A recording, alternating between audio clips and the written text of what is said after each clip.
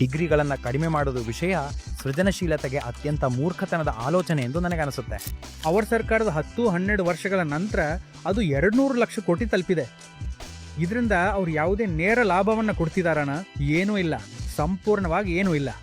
ಹೆಂಪಿ ಅಂದರೆ ಕ್ಯಾನಾಬಿಸ್ ಸಟೈವಾ. ಇದರಲ್ಲಿ ಸುಮಾರು 0.5% ಮಾನಸಿಕ ಪರಿಣಾಮ ಬೀರುವ ಪದಾರ್ಥವಿದೆ. ಅದು ಕಾನೂನಾತ್ಮಕವೇ?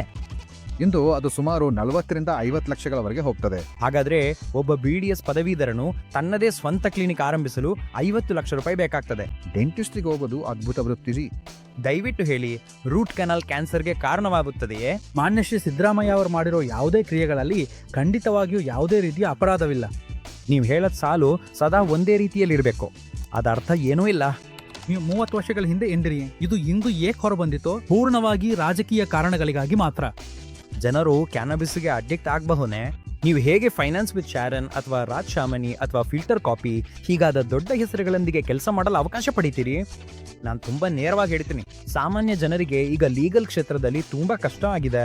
ಈಗ ವೀಕ್ಷಣೆಗಳನ್ನು ವ್ಯೂಸ್ ಪಡೆಯುವುದು ಸುಲಭವಾಗಿದೆ, ಆದರೆ ನಂಬಿಕೆ ಸುಲಭವಲ್ಲ.